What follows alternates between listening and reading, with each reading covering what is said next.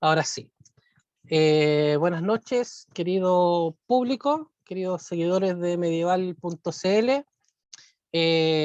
Vamos a dar inicio a la cuarta jornada de nuestra, o sea, la 14ª sesión de nuestras segundas jornadas de estudios medievales. Ya felices también porque estamos mirando el Twitter del Ministerio de Cultura y en su historia pusieron justamente el afiche de las jornadas, así que se agradece bastante. Eso quiere decir que nuestra difusión está llegando. ¿Ya? Vamos a presentar a Raúl. Raúl el año pasado estuvo con nosotros exponiendo también sobre un tema oriental. Ahí fueron 3 sesiones, si mal no recuerdo, Raúl, más o menos, que Sí. quedamos bien impregnados de lo que es todo lo que es el Japón medieval. Ahora nos trae, esa imagen está muy buena, la de portada, nos trae el tema El último samurái. Raúl es licenciado en Ciencias Jurídicas, candidato a magíster en Ciencias Políticas y también diplomado en Estudios Políticos. Una vez que termine su exposición, Raúl, entonces vamos a darle la palabra al público para que nos hagan sus dudas, consultas, inquietudes. También a los que están viéndonos desde el fanpage pueden escribir ahí sus consultas y nosotros pues las traspasamos acá. Tenemos 16 participantes en Zoom y se van uniendo aquí al fanpage también. Raúl, todo tuyo. Muchas gracias. Te dejo entonces. Muchas gracias a ti. ¿Se escucha bien, me imagino, no? Se escucha fuerte y ¿Se claro. escucha? Perfecto. Muchas gracias. Para mí es un grato honor estar por segundo año consecutivo en las jornadas medievales que el profesor Jorge Pérez ha tenido la amabilidad de invitarme. Eh, Estoy al debe con ustedes este año, ¿eh? Partamos de la base porque el año pasado vimos lo que era la creación, los inicios, quién eran los samuráis, y yo les prometí a los que estuvieron el año pasado que este año íbamos a ver los estados beligerantes, la parte sangrienta de los samuráis. Pero como el año pasado vi el origen, dije, bueno, cambiemos y veamos el final de los samuráis, que tampoco es algo bastante desconocido, es un poco relegado a las películas, a la ficción, etcétera. Eh, Porque efectivamente existieron El último samurái, y si yo creo que todos vieron la película, la mayoría vio la película, a mí me encanta, soy un fan de la película, todos quedamos con esa sensación de ese halo de misticismo, de romanticismo incluso, que lo que conllevaba este occidental que llegaba a Japón, ¿no es cierto? Y se imbuía del bushido, del código ético de los samuráis, de la forma de vida, incluso se enamoraba, etc. Algo que para esa época también era un ideario para muchos. Eh, un poquito de contexto, la verdad es que la vez pasada le expliqué bastante cuáles eran las fases de la historia japonesa, pero ahora se las voy a resumir un poquito más. Está el periodo Senshi, Genki, Kodai, Shusei, Kinsei, Kindai. Senshi habla básicamente el periodo prehistórico, las primeras protoculturas, ¿no es cierto?, la cultura paleolítica, neolítica de las cuatro principales islas y más de 3.900, casi 4.000 islas más pequeñitas del Japón. Aquí parte recién la cultura continental que llega a través de China y Corea, aunque a los japoneses no les gusta mucho admitirlo, pero es una realidad. Luego el periodo protohistórico, Genshi y Kodai, que podríamos enmarcarlos, como bien dice ahí, del 600 al 1100 antes de Cristo y después de Cristo, que vendría a ser como la época antigua. El periodo Homon, Yayoi, Kafun y Asuka, para que tengan ahí. Y aquí, ¿qué pasa? Ya la influencia china y coreana ya es tangible. Los japoneses empiezan a escribir los kanji, ahí los caracteres chinos, ya se parte ya la escritura propiamente y los caracteres. Otra cosa importante es que en este periodo el budismo ya se hace como principal expansión y expresión cultural en el Japón. Y acá hay algo importante, como lo conversábamos también, que se adopta el sistema imperial chino como sistema de gobierno. Para los medievalistas ya está el periodo Chusei, que es ya la corte imperial en pleno. El Japón ya está gobernado por los señores medievales, los daimyo, que van a ser nuestros protagonistas en esta pequeña presentación. Y ya nos enmarcamos nosotros en el periodo Kinsei, que son los 250 años de paz que tuvo Japón a través de el el Bakufu, que era el gobierno del shogun de la familia Tokugawa. Así es que, sin más preámbulos, veamos qué era el Bakufu Tokugawa.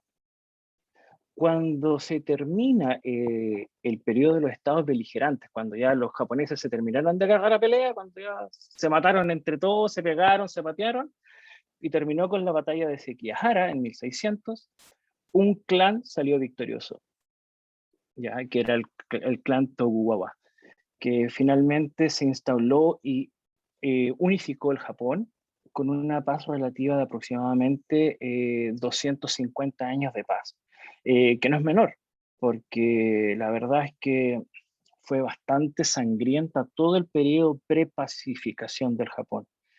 Durante este periodo de 250 años hubo aproximadamente 15 miembros de la familia imperial, perdón, del shogun, que fueron elegidos los gobernantes del Japón. Y ocupaban este cargo, el shogun, que la verdad es el diminutivo de Seitai Shogun, que significa el gran general apaciguador de los bárbaros. Era un título absolutamente militar, dado en ese tiempo de los estados guerreros. Se hizo muy famoso este título de shogun debido a que fueron los primeros que empezaron a pacificar el norte de Japón con los Emichi. No sé si el año pasado los que estuvieron a lo mejor se acuerdan que vimos todo un capítulo respecto de cómo los samuráis se fueron perfeccionando en sus tácticas militares con los Emichi, ya que esto tenían la caballería muy avanzada, sus sistemas de arquería, y sus batallas eran distintas a como eran los samuráis a pie, que eran solamente centrados en la infantería. Como resumen, podría ser eso. El periodo del Bakufu de los shogun era extremadamente estratificado en forma jerárquica y de la posición hereditaria. O sea, todos de la familia Tokugawa podían ser shogunes, sí, pero solamente ellos.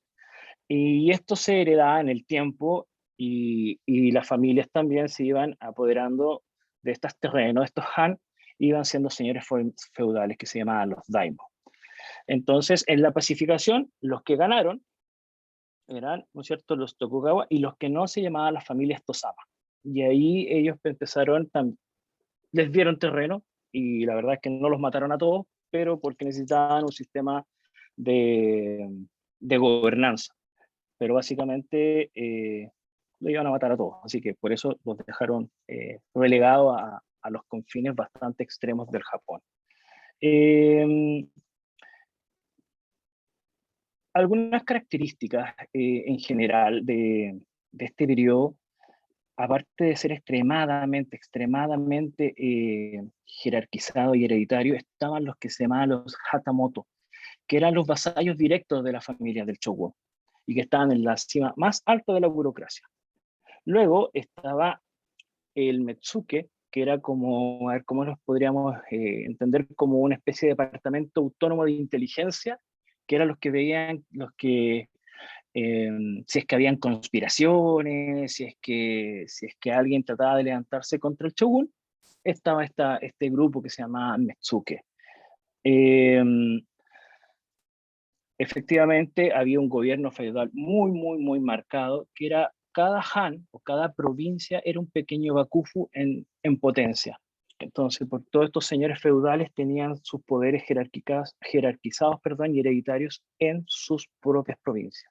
Y otra gran innovación que se hizo en este periodo del Shogun fue que se empezaron a gestar las ciudades-castillo, como la que estamos viendo acá, que la verdad es que era como un baluarte estratégico. Los señores feudales tenían en estos castillos su punto estratégico, hegemónico. Y aquí se dio algo importante que lo vamos a ir poquito, porque los samuráis empezaron a dejar el campo y se empezaron a ir a los castillos. Como los gatitos de Chalé, como se le dice. Se partieron como diciendo la buena vida y la poca vergüenza. Claro, los samuráis se empezaron a ir efectivamente a los castillos y ahí empezó la semilla del descontento, como lo llamo yo. Ya que ahí esto fue ya el desastre político y económico que dejó en la inestabilidad del país de forma pero muy compleja. Como les comentaba, la estructura social está dado por el Bakufu, que era el gobierno del shogun, y en paralelo estaba el emperador, que era solamente una figura, podríamos decir, como el papa. Estaba el rey y el papa, era lo mismo, era el shogun y una figura meramente decorativa, el emperador. Luego obviamente estaba la corte imperial, que era la que realmente manipulaba al emperador, y la nobleza Kuge. Luego estaban las órdenes religiosas que en este momento, que en esta época, si tuvieron influencia, no las tuvieron tanto como en periodos anteriores, que sí incluso iban al combate y tenían sus propios ejércitos.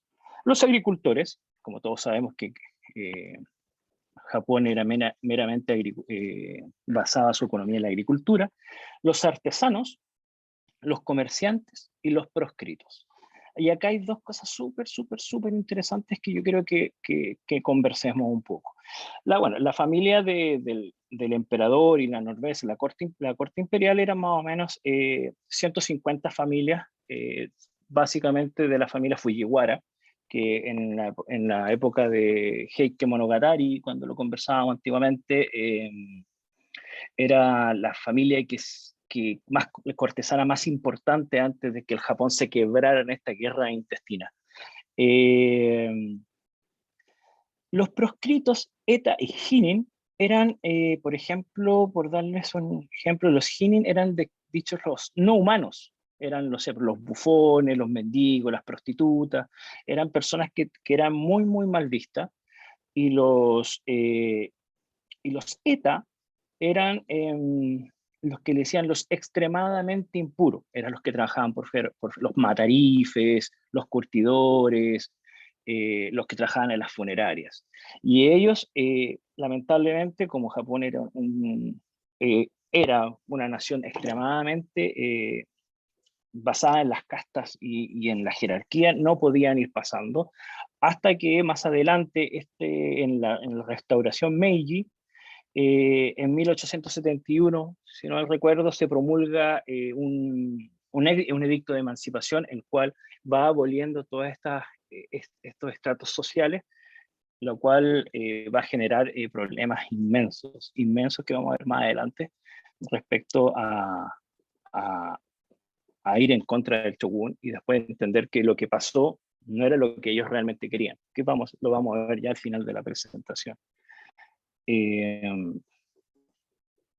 Bueno, ¿qué pasaba con los samuráis? La clase samurái, la verdad es que occidentalmente se dice, y a mi opinión también, pero también estoy en desacuerdo, pero para efectos académicos vamos a decir que estaban los samuráis de alta clase y de baja clase, pero efectivamente, en contra de eso, me gusta a mí clasificarlos, por decirlo de alguna forma, en escalafones, según de las familias que uno podía ir teniendo. Por ejemplo, los voy a ejemplificar, voy a hacer un ejemplo. Por ejemplo, habían 3 escalafones, alto, medios y bajo. El escalafón alto, ¿no es cierto?, era el de menor número. En Satsuma, que es donde es el clan que nosotros vamos a ir conversando, no eran más de 70 familias.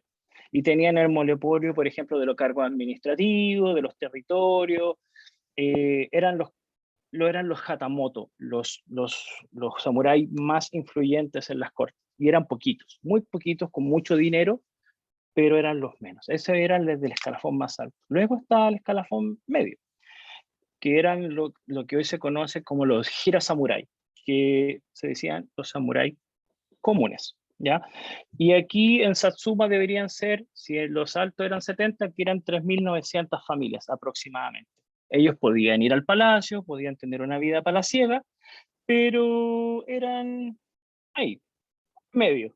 Ocupaban cargos administrativos de mediana importancia, ni muy arriba ni muy abajo. Y luego estaba el escalafón bajo, que ahí se podían estratificar en tres más, que eran los Ashigaru, los Baishin y los Goishin. Los Ashigaru era la parte más baja de los samuráis. Ellos eran los que nosotros en la guerra podíamos ver como en la infantería, y en el gobierno eran los típicos mensajeros. Ellos eran los más bajos, eran los más populares y los que más sabían. Y que más adelante vamos a ver que van a tener una importantísima rol en lo que va a venir con el último samurái.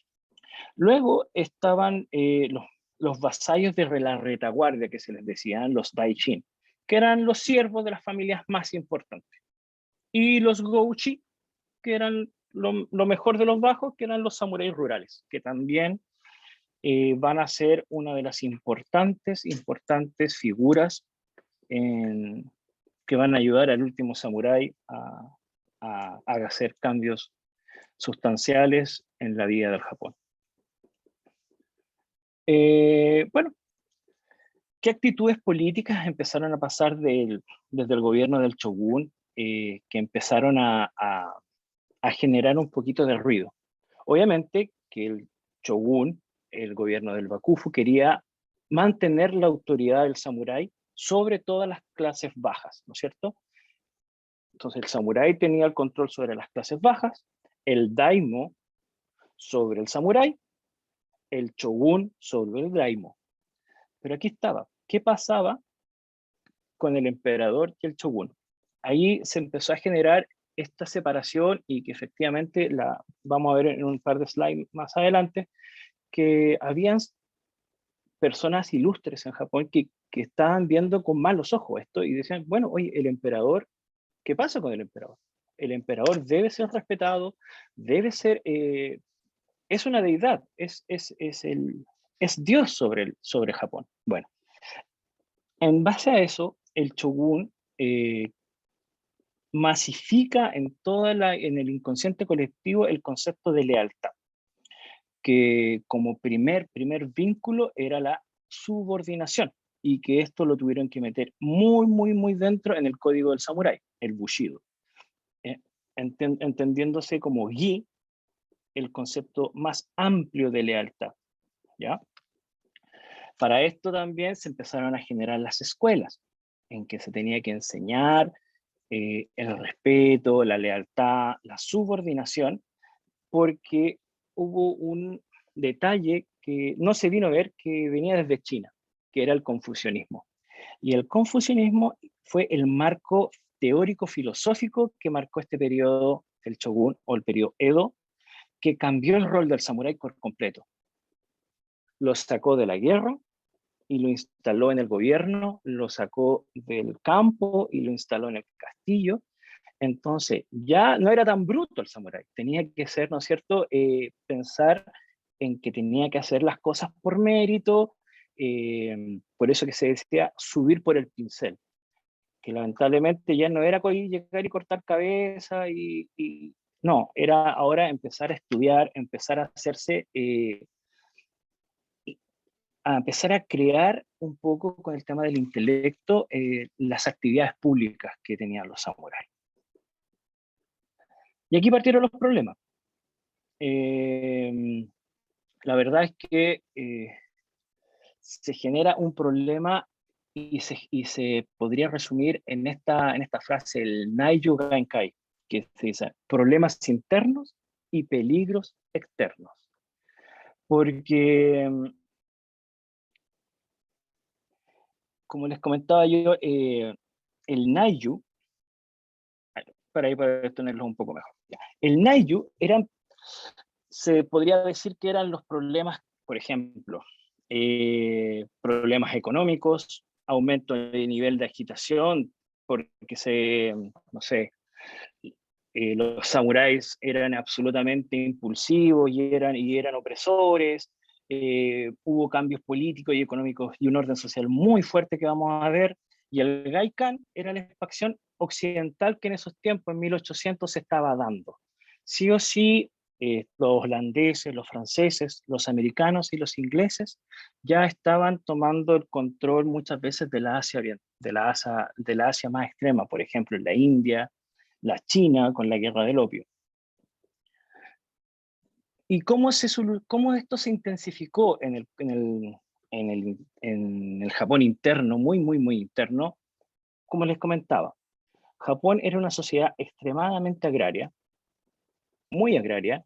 El comercio empezó a tener un protagonismo que antes no había tenido porque no era bien visto. La verdad es que el confucianismo decía que toda actividad que tuviera lucro era mal vista. Entonces, por eso que los comerciantes pasaban a la última parte a la última clase social de los japoneses.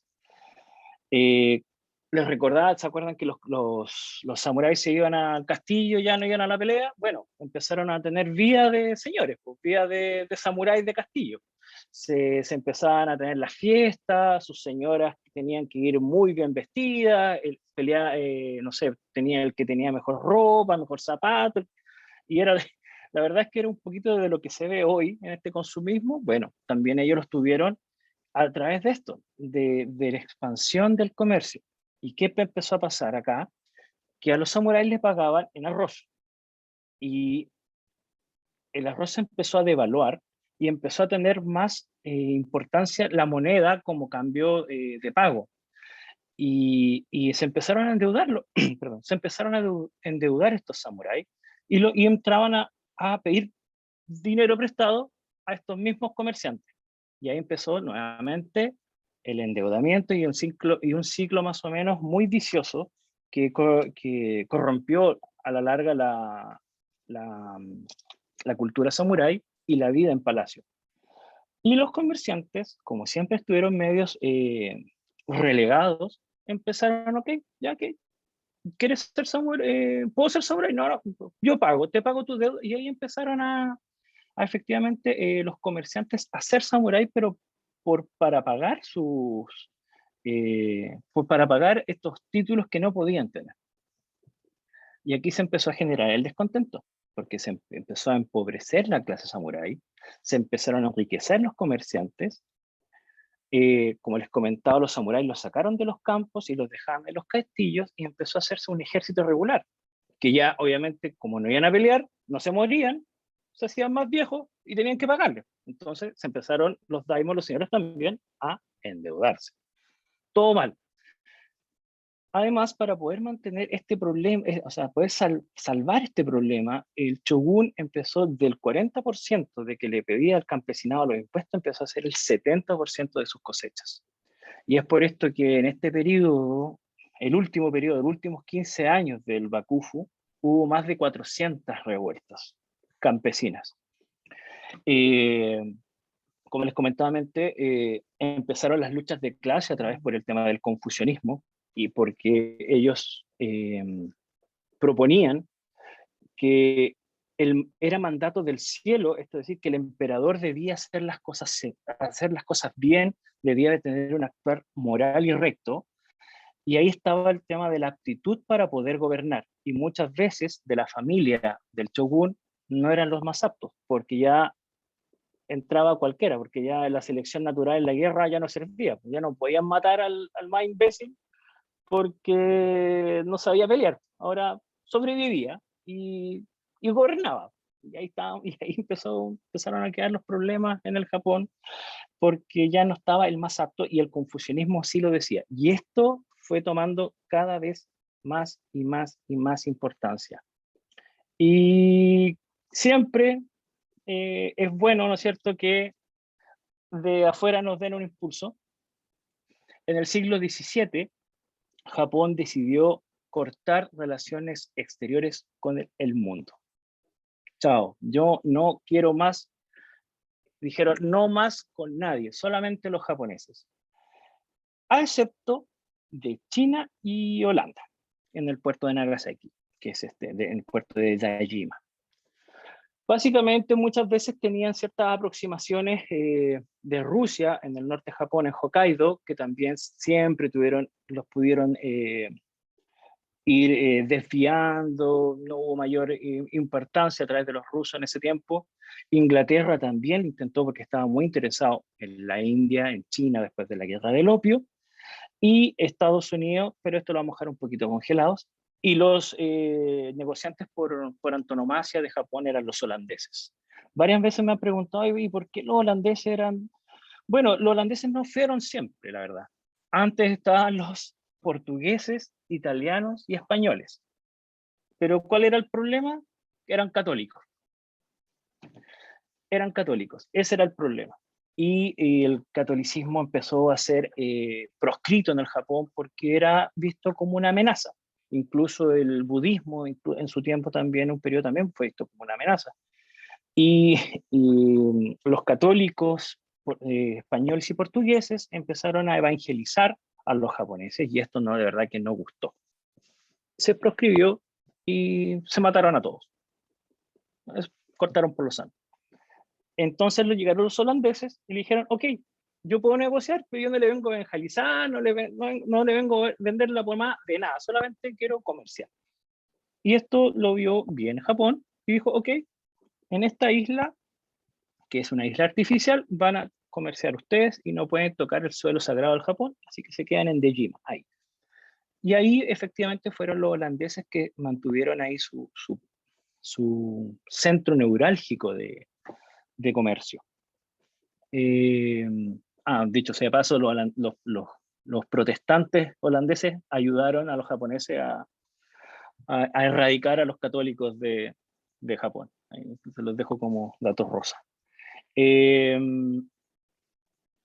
Bueno, este caballero de acá pertenecía a la corriente Rangaku. Rangaku era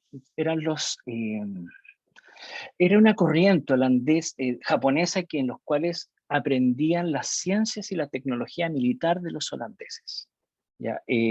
Era un movimiento que iba en contra un poco de lo que era la pureza shintoísta, la religión más pura del Japón, y la religión nativa del Japón, y migraba como a Europa, como por ejemplo medicina, el lenguaje, la astronomía,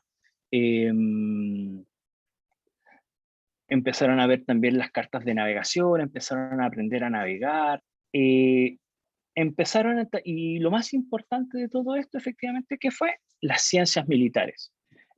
Y acá tengo tres exponentes que fueron los más grandes de esta corriente, que es Hayashi Shinhei, Honda Toshiaki, Sakuma Shohan. Ellos fueron los que mayor influencia tuvieron en esta corriente militarista de Occidente para poder aprender para sí mismos, porque ellos entendían que existía la amenaza externa, pero ellos no, como japoneses, con su armadura, su caballo, no podían hacer frente a los japoneses, a los occidentales. Sí tenían que aprender las tácticas militares de los occidentales. Así es que ellos entendían, ¿verdad?, que tenían que implementar armamento, tácticas militares, por ejemplo, para defenderse de los rusos por el norte, que tenían que ver la reducción de los samuráis y empezar a tener un ejército más profesional. Y así sucesivamente. La escuela de Mito fue la que impulsó, ¿no es cierto?, que efectivamente se tenía que ver al emperador como el punto de lealtad más importante del Japón. Y aquí tenemos los que están acá, son los mayores exponentes de este pensamiento, que ellos debían, todo japonés y toda parte del shogun debía tener una restauración de las virtudes morales y militares entre los samuráis, que estaba muy degradada, un fortalecimiento de las Fuerzas Armadas de forma regular, que debían entrar a ser un poco más humildes, como eran antiguamente los samuráis, más frugalidad y no estos señores gordos que andaban por el palacio vistiendo a la moda. Que debían haber armas occidentales más allá de la katana, el wakizashi, la naginata, etc. Y lo más importante de todo, echar a los bárbaros, echar a todo persona que no tenga los ojos rasgados para afuera. Chao. El que no fuera japonés, para la casa. No debía haber ningún occidental en Japón. Pero, ¿qué pasó acá? Llegó este caballero, Comodoro Matthew Perry, que lo manda el presidente de Estados Unidos a hacer un tratado de amistad.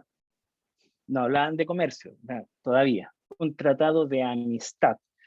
La verdad es que de amistad no tenía mucho. Ya antes de desembarcar en Japón, mandó una carta y que básicamente, en términos muy generales, por favor, me perdonen esta, decía, no sé, pues, que si sus cartas no eran recibidas por los japoneses, desembarcaría con una fuerza suficiente y la entregaría en persona si fuera necesario, no importando las consecuencias. Muy americano de su parte. Así es que efectivamente lo aceptaron, sí, obviamente lo aceptaron. Y lo iban a mandar a Nagasaki, a Dejima. Allá tratamos con... No, no, no, no. Yo vengo de Norteamérica, a mí no me vengan a mandar a donde los holandeses. Yo desembarco en Uraga, donde corresponde.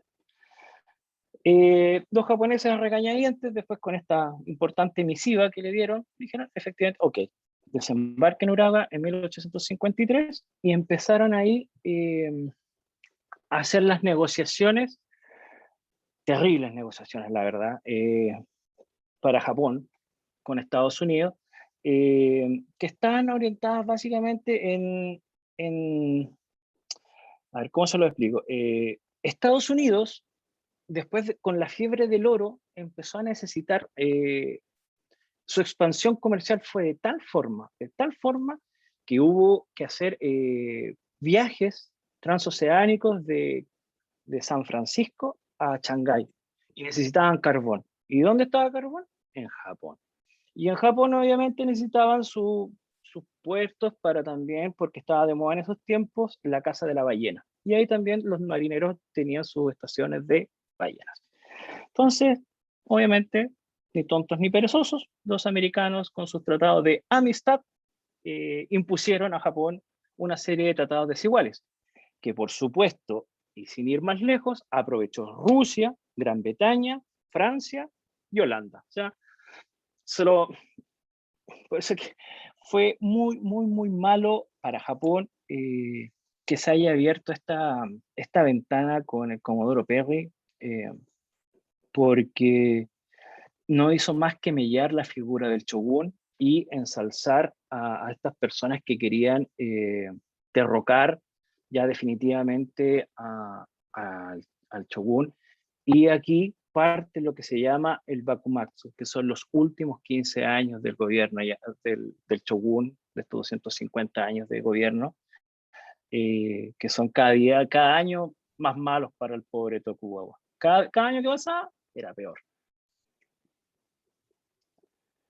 Y ya entrando un poco más en materia, después de que se hicieron estos tratados, empezaron los samuráis disidentes, que era una corriente bastante importante y muy, muy, muy influyente en los últimos samuráis. Una vez ya que se concreta la amenaza extranjera en el suelo nipón, se volvió a un pensamiento muy conservador, pero sin dejar de pensar que se tenían que hacer con la tecnología militar de los occidentales. Entonces empezaron a decir, bueno, si necesitamos la tecnología, pero necesitamos realmente el sistema feudal, no nos interesa seguir con este sistema medio extraño que no nos reporta nada. Y se empezó a hacer preguntas, y ahí el shogun cometió un gran error, que empezó a hacerle preguntas a sus señores feudales, y todos se sentían en la libertad entonces de opinar. Oiga, yo sabe que yo quiero también opinar y no me interesa, por ejemplo. Y aquí se aprovecharon los activistas de los Seifuku, que es que significaba la restauración del poder imperial, ya para entrar en plano a empezar a golpear como golpes de Estado más adelante al gobierno del Shogun. Este caballero que tenemos aquí, con cara larga, medio enojado, es Yoshida, perdón, Shoin, un gran pensador.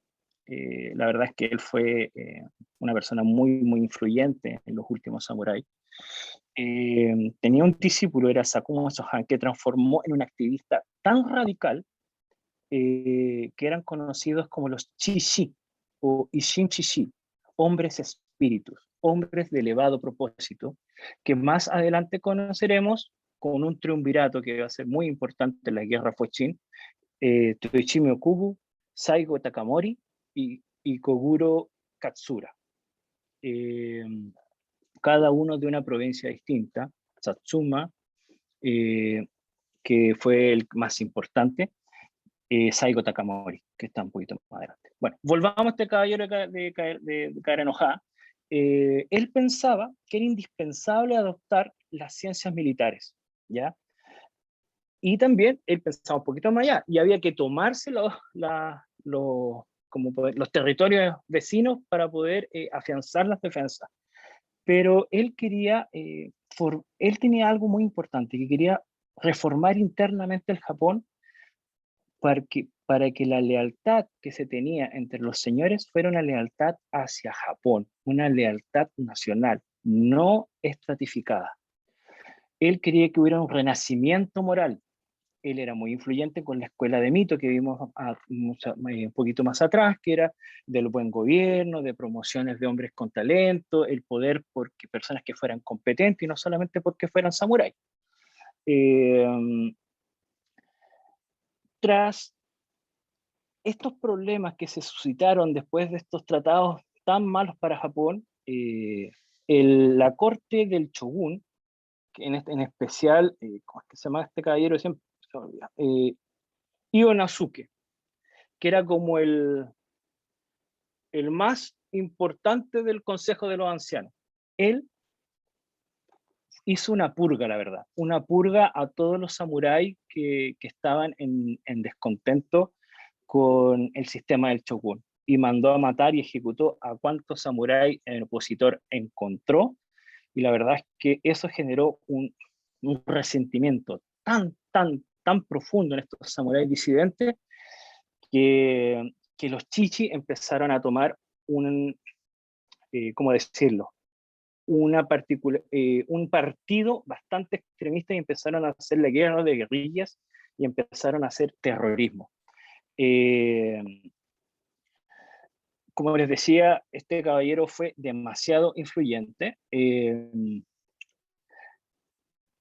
No sé si ustedes conocieron o han oído hablar de los Shinsegumi.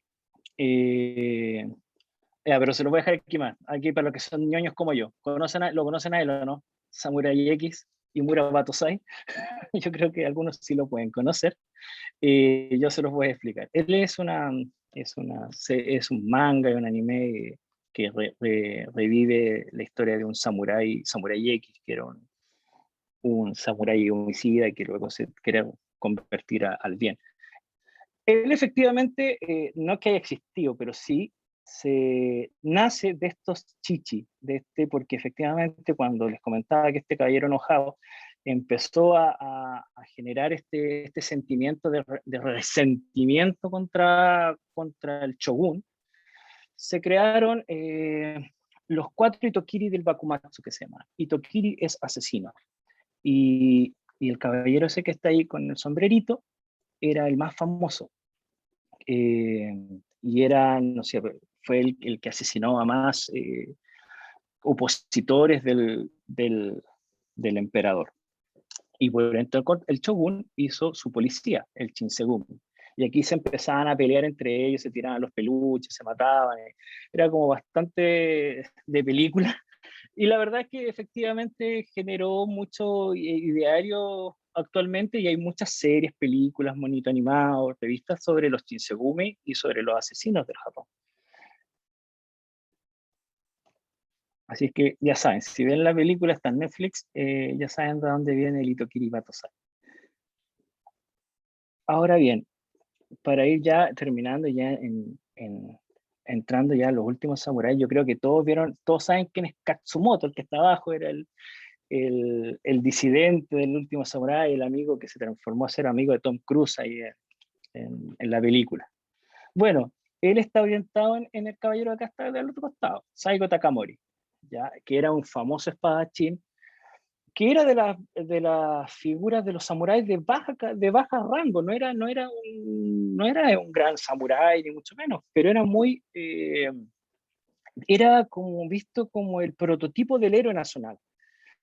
Y con él estaba su amigo, ¿no es cierto? Aquí el caballero, el de bigotito ahí, que es Okubo Tomichi, que fueron ellos dos, el que está acá es Takamori, se parece, ¿no? Sí. Ellos dos, ¿no es cierto?, empezaron a generar y a gestar la revolución y el de golpe de Estado definitivo que termina en las guerras Bochin o la guerra civil en contra del Shogun.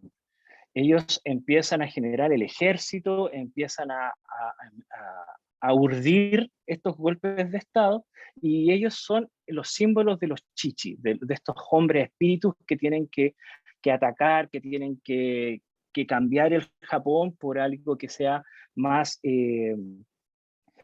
más centrado en el poder del emperador, en sacar a todos los occidentales del Japón, de purificar. Suena un poco xenófobo, bueno, la verdad es que lo era, pero para ellos era el concepto de lo que tenía que ser el Japón. Eh, y es por eso que ellos empiezan y hacen eh, realidad lo que termina con las guerras Bochin, el año 1868, 1869, eh, con lo que ya fue la destrucción definitiva del Shogun y lo que instituye, perdón, con el emperador Meiji, esta restauración Meiji y apertura del Japón a lo occidental. Eh, Acá hay varias cosas interesantes que uno pudiese estar hablando horas, la verdad, pero las guerras Bochin eh, las lideró él, ese mismo, Takamori. Él las lideró. Y, por supuesto, se unieron Chochu, Tosa y Satsuma. Esas tres grandes daimos, esas tres grandes provincias fueron las que se unieron para destruir efectivamente ya el ejército del Shogun. Satsuma, con Saigo Takamori, en un momento dijo, sabe que parece que no estoy muy seguro de querer pelear por el emperador, y hubo un momento en que se decidió decir, basta, y me voy al bando del Shogun. Y ahí como que las guerras Bochin estuvieron un poco flaqueando, porque Satsuma era un importe de muchos soldados, de mucho armamento, pero lo que nada hacía presagiar, y aquí sale el humo, nada hacía presagiar que efectivamente Takamori estaba en conversaciones secretas con los daimos de Chochu y Tosa para en Toba Fushimi, que está ahí, es la batalla que hace terminar ya definitivamente el ejército del Shogun. Secretamente, ¿no es cierto?, ellos hicieron una alianza, y el momento en que el Shogun le dijo a Saigo Takamori, ya pues viejo, a pelear. Y empezó a mirar para el lado Katsumoto, no sé si se puede decir la película. Bueno, ahí terminan las guerras Bochin con la destrucción ya del ejército del Shogun. Pero ahí no termina la historia del último samurái, seguimos con ellos, vamos allá. ¿Qué pasa? Una vez que Saigo Takamori y todos y sus grupos de amigos, ¿no es cierto?, ayudan al emperador a destruir al Shogun, un grupo de rebeldes y de soldados que fueron remanentes del Bakufu escapan aquí al norte, a donde sale Hakodate, en Hokkaido, al norte del Japón. Arrancan, se van, ¿no es cierto? Y ellos van de la mano, obviamente, liderados por acá por el almirante Enomoto Takekai, perdón. Él lleva a estos resistentes, ¿no es cierto?, del shogun, de los rebeldes de Hokkaido, y se lleva a los Chinchegumen. ¿Se acuerda a los archienemigos que se peleaban? Se lleva también a esta policía del Chinchegumen, y se hace como de 30.000 de 30.000 hombres, bastante. Era una considerable número de soldados. Pero aquí hay algo súper interesante. Napoleón III envía a los franceses a Japón para que les enseñara las ciencias de la artillería y de la infantería a los japoneses. Súper importante. Para no quedar atrás, los ingleses también, pero ellos ayudaron al emperador en lo que era la infantería y en la armada. Y obviamente los americanos vendían armas. Era un poquito, no es mucho lo que se diferencia al día de ahora. Vendían armas. Gran Bretaña apoyó al emperador y a la armada y a la infantería, y Francia apoyó al shogun, ahí apostó mal, pero miren, ¿quién está ahí? Tom Cruise. Tom Cruise, ¿eh? Ya, él sí existió, pero no era Tom Cruise, la verdad. Era Jules Brunet. Él era el Tom Cruise de El último samurái. Jules Brunet era un capitán de infantería que fue designado por Napoleón III para que fuera a instruir a los japoneses en el arte de la guerra occidental. Ahí lo tenemos sentado, ¿no es cierto? Y bueno, no sé si el que tiene bigotito, bueno, todos tienen bigote, mala señal. Pero sí, él existió, ¿no es cierto? Él era el Tom Cruise de la película. Tuvo ahí lo vemos sentado mirando a un japonés, ¿no?, del que está de brazos cruzados.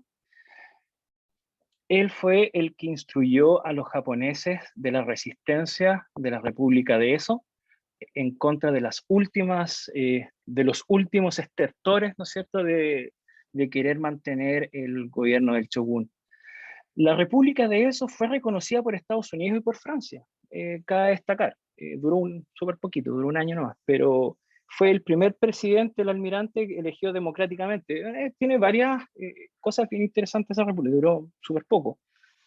Pero la verdad es que la historia lo hace súper simpático. La verdad es que fue muy, muy relevante lo que hizo este último samurái occidental, el Tom Cruise francés. La verdad es que después las tropas imperiales fueron al norte del Japón, hicieron bolsa a los pobres rebeldes, y Jules Brunet con los franceses tuvieron que salir arrancando del Japón en un barco francés, y llegaron a Francia. Al pobre Jules lo acusaron en la corte marcial, pero salió al final porque tuvo tanta simpatía en Francia por lo que él hizo. Bueno, al final llegó a general y peleó en otras batallas y estuvo cautivo. Es bastante interesante lo que hizo, y no como la película, no se queda pololeando en Japón, sino que vuelve a Francia a que lo condenaran, pero me imagino que encontró una polola francesa y se casó. Bueno, volvemos con Saigo Takamori. No termina, si aquí no termina Saigo, si es súper simpático, es como, no sé, es como los Gremlins, nunca se moría. Saigo Takamori, una vez que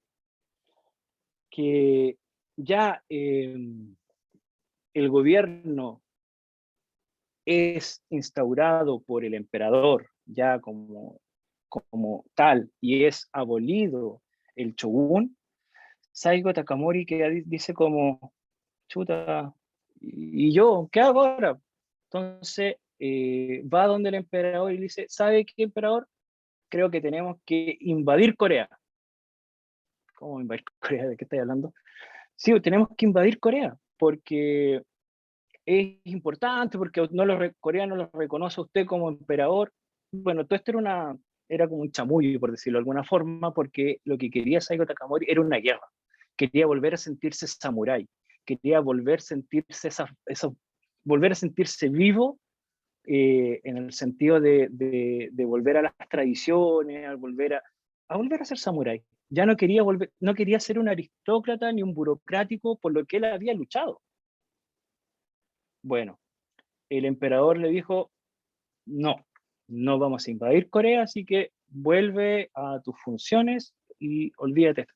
Él vuelve a Satsuma, a la provincia de Kagoshima, que es lo que actualmente se conoce y se instauró, y entra como una especie de depresión. Y dice, ¿sabe qué más?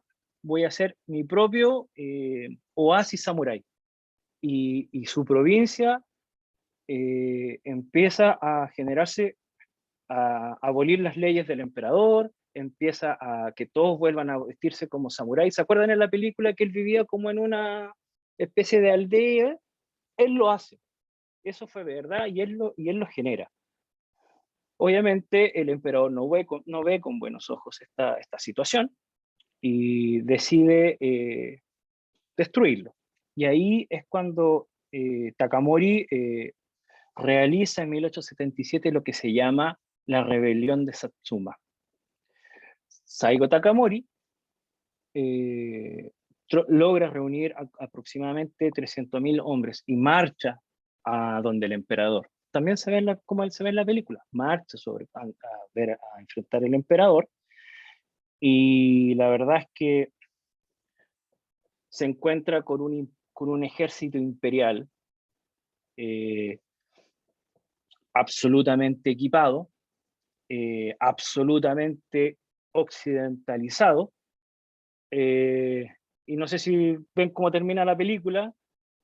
Ahí se ve en un gráfico un poco del estilo japonés, cómo eran las luchas, ¿no es cierto?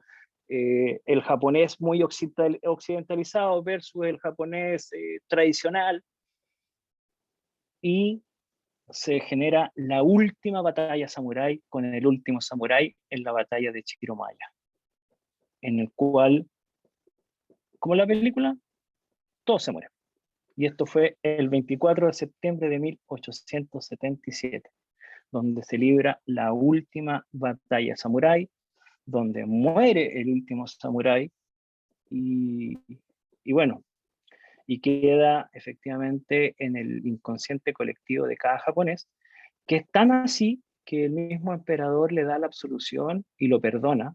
Y, y bueno, y por eso que ahora tiene esa estatua que vimos, esa, que está en el Parque Ueno en Tokio. Es un parque muy bonito, hay muchos pandas, de hecho. Eh, y ahí tiene su estatua, en el cual reivindica la figura y que lo hace ver como un auténtico samurái, porque Saigo Takamori nunca peleó contra el emperador, la verdad. Él pensaba que peleaba contra las personas que estaban alrededor del emperador, porque encontraban que lo estaba sacando de las viejas costumbres japonesas. Es un poco que lo que rescata finalmente la película. Así es que esta fue la última batalla del último samurái. Así es que, y ahí ya no hay más samurái. Se acabaron los samuráis. Y eso, domo arigato gozaimasu, y espero que les haya gustado. Un poco, sé que es un poco árido para los que no conocen de la historia japonesa, pero se trató de ser un poco más liviana de lo que se pudo. Ahora quedo a disposición tuya, Jorge. Muchas gracias, querido Raúl. Como siempre, bastante ilustrativo y acercarnos también a una cultura lejana, y que yo creo que, por lo menos en mi caso, no sé el resto, pero nos acercamos justamente por películas, series. Yo no he tenido personalmente la oportunidad de indagar en un texto o profundizar como lo has hecho tú. Así que te felicito porque Gracias. Aparte que de una forma bastante didáctica y muy, muy realmente buena para hacer Un poco una... ortodoxa. Claro, no, pero está bien. De hecho, yo vi la película hace un par de años y voy a verla nuevamente, pero ahora yo creo que con un ojo más histórico, a pesar de que justamente una de las consultas que quería hacer. Pero primero vamos a dar pase aquí a las personas que están en esta sala, Zoom. Si es que alguien quiere hacer alguna duda, consulta, puede levantar la mano. Eh, Podemos también dar lectura acá a las personas que están comentando. Si es que alguien quiere preguntar algo directamente, nos levanta la mano, nosotros desmuteamos. Eh, o si no, derechamente damos lectura a las preguntas. Tenemos acá, dice, sesiones sincrónicas, felicidades por todo el esfuerzo, el trabajo de esfuerzo. Solange, aquí se refiere a Samurai X también cuando lo mencionaste. De hecho, la imagen que tú mostraste de Samurai X era bastante moderna. Yo me acuerdo que en un momento esa llegó a la televisión nacional, estoy hablando como el 90 y algo, puede ser, cuando fue su primera... eh, Sí. eh, pero era otro formato, un formato mucho más de... acá el Hans dice, mira, de hecho esos tratados desventajosos para el Japón motivaron tras la restauración Meiji la dictación del Orei 1898, que son las primeras normas codificadas del derecho internacional privado, destinadas a proteger la economía japonesa en sus relaciones comerciales con Occidente. El Orei recién fue derogado en 2006 con la dictación de un nuevo conjunto normativo en la materia para el Japón, siendo la norma Así es. del derecho Meiji, que más sobrevivió tras la derrota japonesa en la Segunda Guerra Mundial. Nos, Efectivamente. nos comenta Hans. Acá abajo tenemos Solange, dice, yo siempre con películas y series vieron High of Samurais de Netflix. Ahí cuentan cómo eh, Tokugawa Tokugawa. llegó al poder. Acá hay otra serie entonces que Exactamente. tú la viste esta serie, ¿cierto? Me Yo la imagino. recomiendo. Yo recomiendo esa serie de Netflix que es bastante ilustradora. Es un poquito, sí, un poquito extremadamente dramatizada, pero efectivamente es súper interesante cómo muestran a Oda Nobunaga, que la verdad es que fue un tiranazo. Sí. Muchas veces en los japonistas dicen Oda Nobunaga sacó el arroz, Toyotomi Hideyoshi lo cocinó y Tokugawa se lo comió. Y así después llega la pacificación del Japón. Pero véanla, es muy buena serie. Muy bien.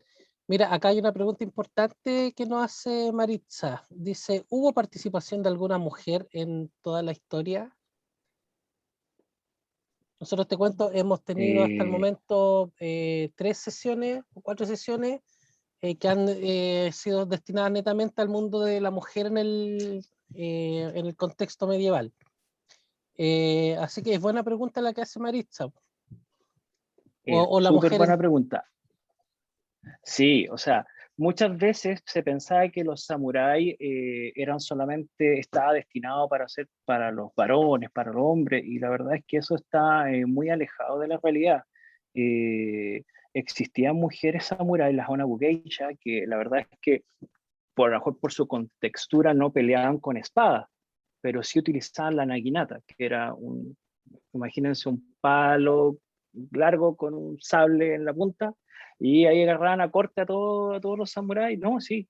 mm, Nombres de esta época no tengo, me imagino que tiene que haber habido, no lo sé si es que hubo una mujer en particular en el periodo Edo que fuera así como famosa, famosa, como que lo vimos el año pasado, que sí, efectivamente, Goemon ayudó en el periodo Kamakura, por ejemplo, a la instalación ya de los samuráis. Pero mm, de este periodo no lo sé, no, mentiría la verdad.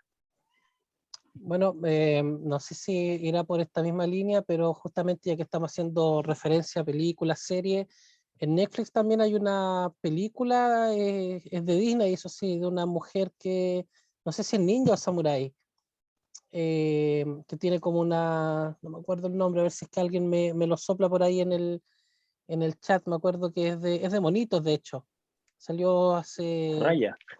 puede ser, no sé, no me acuerdo que la vi con mi hijo hace un par de semanas atrás. Mira, lo que sí, ahora que tú hablas de ninja, sí, mujeres ninja hubo y muchas, ya, porque también recordemos que la función del ninja era de espionaje y había mucha gente, mujeres de las cortesanas, por decirlo de alguna forma, y que se transformaban se disfrazaban de prostitutas, ¿no es cierto?, para sacar información de los samuráis, de los señores que iban a las casas de placer, etcétera.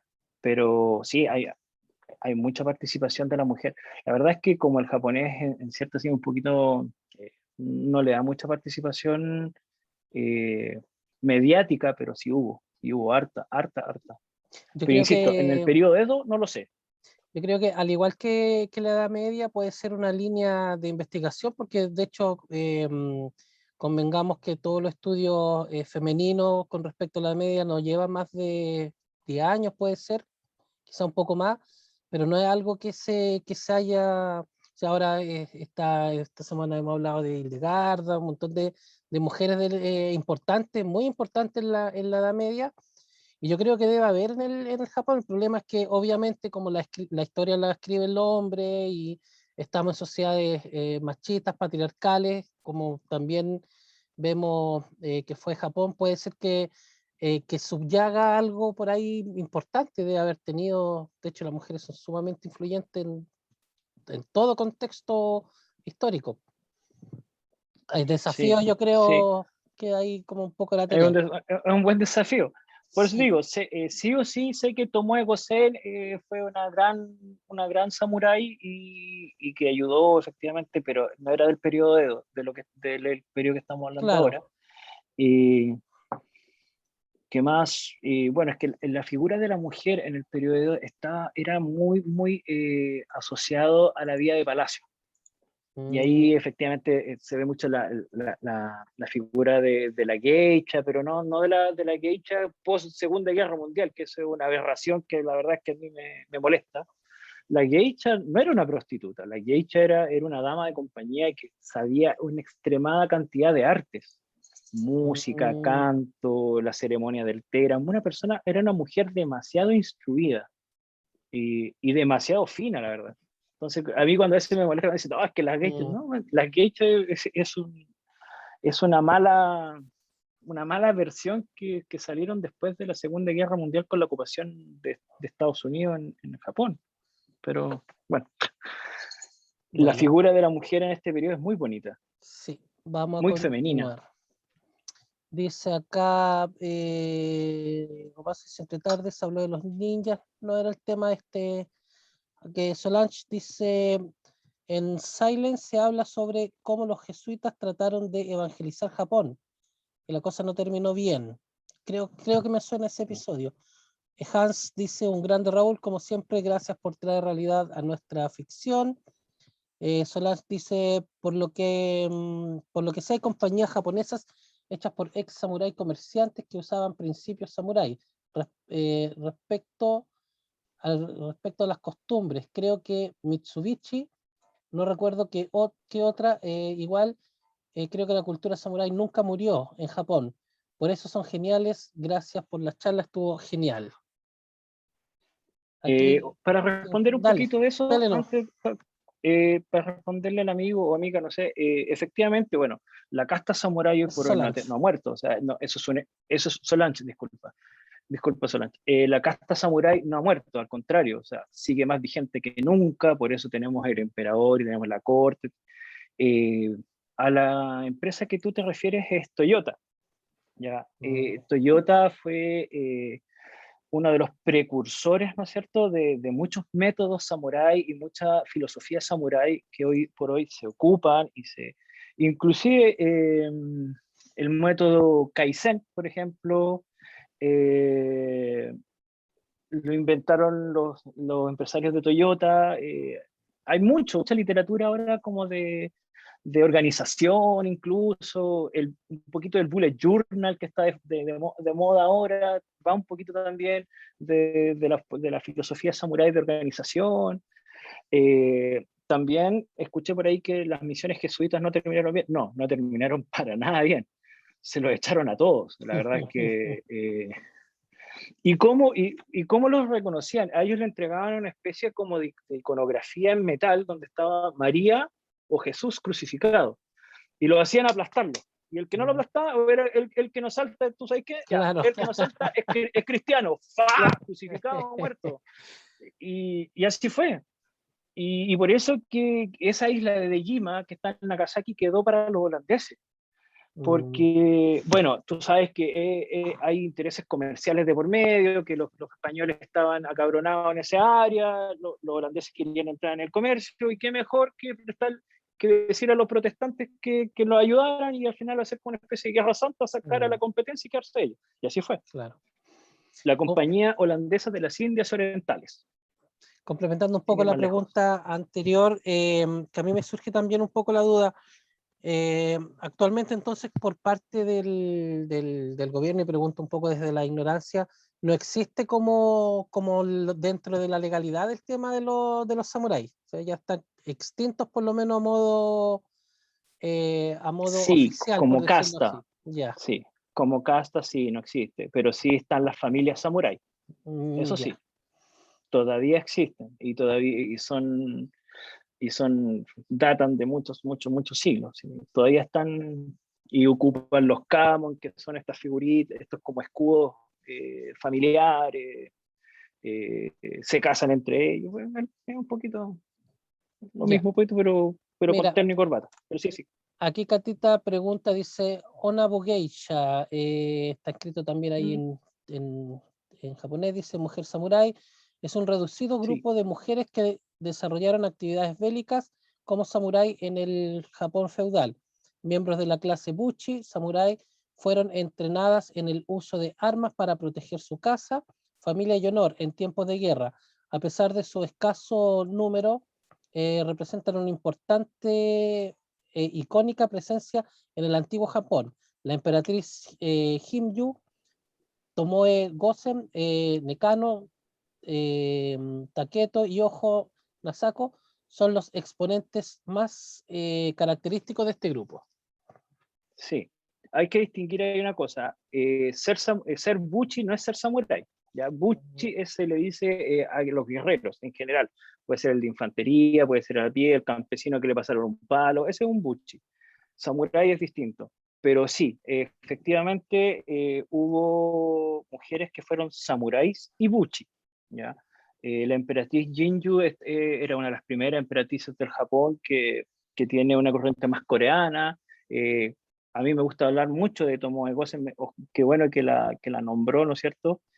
Que era, que es que la verdad es que a mí me encanta y me fascina una serie que se llama, o sea, son libros, que se llama Heike Monogatari, el cantar de Heike.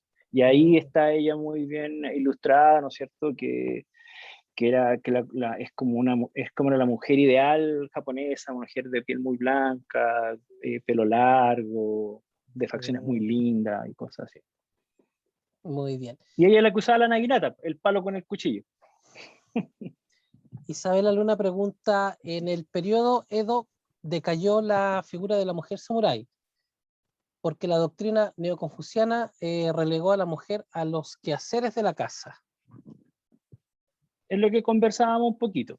El confucianismo, la verdad es que, ¿cuál fue el, a ver, ¿cuál es el problema? Que el confucianismo los japoneses trataron de implementar una filosofía que era china para un Japón que recién estaba saliendo del periodo medieval. Entonces no pegaba ni juntaba. Mm, Trataron efectivamente de hacerlo calzar, pero costaba mucho. Pero sí, es cierto y como les comentaba un poquito antes, la mujer quedó relegada a situaciones un poco más de palacio, un poco más culturales, más que políticos. Acá Claudio dice, hola Raúl, háblanos de los Ronin. Ronin. Ya, es que eso da para otra exposición. Po. Si es muy largo, Tiene otro entonces precio, no, pero queda no, pendiente si es cortito, muy no, largo. sí, mira, Dale. los Ronin eran, mira, cuando fallecía el señor feudal, el daimo, y tenía sus samuráis, ellos tenían dos opciones, o cometer seppuku, cortarse la guata y sacar Mm, el hara, ¿no es cierto?, o quedar, ser un samurái sin amo y errar, y muchos de ellos se dedicaban al campesinado, muchos tomaban un poquito de malas prácticas y robaban, muchos se dedicaron a la agricultura, a ser profesores. De hecho, con la restauración Meiji, todos estos samuráis quedaron Ronin. Todos quedaron más o menos Ronin, quedaron sin amo. Entonces se dedicaron, como tenían un poco de cultura un poco más alta, se dedicaron a ser abogados, periodistas, profesores, profesores de espada, y otros dedicantes se dedicaron a robar, y otros a ser revolucionarios como mi compadre que es Saigo Takamori. ya, acá en el fanpage tenemos a José Alfredo que pregunta, ¿el Shogun no representaba un problema de representación política para el emperador? Por supuesto, sí, por eso fue el problema principal, porque recordemos que el shogun era el gobernante, el emperador era una mera figura político-religiosa. Entonces, con la escuela de Mito, que de hecho, si es que pueden, hoy por hoy está en la provincia de Ibakari, que es donde está Fukushima, métanse ahí a googlear, y es súper lindo, es como dato anecdótico. Eh, esta escuela de Mito efectivamente sacó del olvido al emperador y lo quiso hacer como la gran figura del Japón. Y por eso es que se agarraron a pepinazo estos dos. Entonces, efectivamente, de ahí nace el problema, la verdad. Obviamente con toda la explosión económica y la visita de tu amigo americano y así. Y así. Ya aquí David Saldaña, gracias por la plática, muy interesante exposición, excelente trabajo. A mí también me surge una última consulta ya como para dejarte tranquilo. Pero primero, mira, vamos con este, ya vamos dando fin. Mario Fernando dice, Japón tiene una alta tasa de suicidios. ¿Será que los japoneses sienten que han perdido la tradicional cultura milenaria y sus raíces? ¿Crees tú que se Uy, relaciona esto? te metiste en un temazo ahí. Lo que pasa es que el concepto de lealtad que se acuñó desde las épocas muy antiguas de Japón, para los japoneses el fracaso un, es un tema. La verdad es que es una materia bastante complicada de seguir así como tan livianamente. De hecho, hay un libro muy importante de Harvey que se llama La nobleza del fracaso, y habla solamente de las grandes, y lo anótenlo por ahí, por favor, traten de leerlo, La nobleza del fracaso. Eh, es maravilloso cómo ellos también van viendo cuál es el concepto del suicidio a través de los tiempos, y cuál es la institución del suicidio, porque es una institución en Japón. Y fue una institución en Japón. Y por favor no le digan Harakiri, ¿ya? Porque eso es una aberración. Díganle seppuku, ¿ya? Eh, Harakiri viene del hara, que es efectivamente donde nosotros tenemos el centro de poder más importante, que está en el bajo vientre, ¿ya? Eh, y de ahí ellos cortaban y salía toda la energía que hoy conocemos como el ki. Conceptos que nos suenan un poco en nuestra cotidianidad. Sí, Mira, yo tenía, por ejemplo, me llamó la atención cuando tú comentaste sobre la influencia que tuvo de Francia e Inglaterra, ¿ya? Con esto sí, es como un comentario que voy a ver si lo direcciono como pregunta, porque una de las preguntas justamente que te iba a hacer es, desde tu punto de vista conocedor del Japón, qué tanto rigor histórico tenía la película El último samurái. Pero por lo que me doy cuenta, y obviamente considerando la fantasía, considerando la trama, considerando los romances que siempre están presentes en las películas, pero existe, por ejemplo, el personaje que fue a este lugar. Ahora, Sí. con respecto a esto mismo,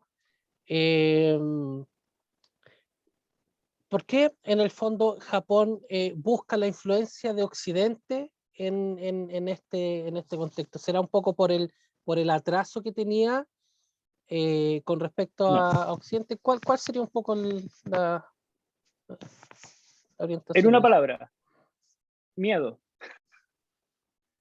Miedo.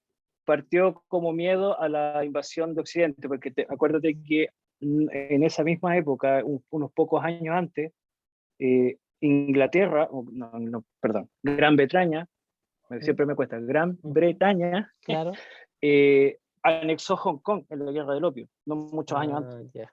Había anexado India, eh, Malasia, y así sucesivamente. O sea, el espíritu de colonia de Occidente estaba tan desarrollado y tan agresivo que Japón decía, sí o sí van a llegar a Japón. Entonces, de alguna forma hay que defenderse. Traigamos, aunque no nos gusten, aunque encontremos que son feos, que son bárbaros, traigamos las ciencias militares y traigamos la tecnología militar. Eso fue, miedo. Claro, porque me imagino que en ese tiempo Japón no era el productor de tecnología como lo ahora, entonces, No, de nada. ya. Era productor de arroz, no. Ya. Y lo último que me llama la atención, como para ya dejarte descansar, No, te cuando preocupes. mostraste tú la imagen del samurái, no puedo yo dejar ¿Cuál de de ver todo? una de las primeras, la que está solo la imagen Esa, del, no, más abajo, la 7 esa, exactamente. esa. Claro, es que lo que pasa es que me llama enormemente la atención ver la similitud con algunos elementos que existen en armaduras occidentales propiamente tal. Por ejemplo, ahí yo veo una cota de malla, veo plaquetas, eh, no sé, me da a pensar de que habrá habido alguna especie de influencia o... Sí, sin duda. Acuérdate que hubo influencia española, hubo influencia de muchos países, aunque sí, sí, esta armadura podría decirse que tiene cierta influencia porque esta ya es una armadura bastante sofisticada y bastante avanzada en el periodo samurái, no tan rústica como anteriormente, pero no así como decir una influencia directa, no. Ah, hubo a lo mejor, pero así como digamos que se influenció como tan transversalmente en Europa, no, en ningún caso. Con los chinos podría haber sido, Claro, porque pero yo no. viendo esto, ¿a qué año, a qué siglo correspondería a esta armadura aproximadamente, crees tú? Esta armadura es como del 1700. Ya, bueno, igual han pasado varios siglos, porque yo no sé de alguna aproximación un poco de los nórdicos, más o menos, que en su cenit utilizaban armaduras un poco similares, por lo menos considerando la cotemalla, Ujú. las plaquetas, que es como una idea que se me vino un poco a la cabeza. Hans, ya para finalizar, dice no olvidar la batalla de Cayagán, el enfrentamiento hierro a hierro entre los rodeleros hispanos y los samuráis. Ahí nos da un poco la respuesta a estas inquietudes. Sí, se probó efectivamente el acero japonés con el acero toledano. Eh, ¿Cuál fue mejor? el toledano, Toledano. aunque me cueste Aunque le reconocerlo. cueste reconocerlo, sí, que el acero toledano es increíble. Bueno, Raúl, te vamos a Muchas dejar gracias por la descansar. oportunidad. No, a ti, Raúl, muchas gracias por nuevamente estar presente en esta jornada. Ahí te voy a hacer llegar a tu correo un humilde Gracias, reconocimiento un poco por tu voluntad de estar acá y de por verdad. siempre tener una muy buena voluntad.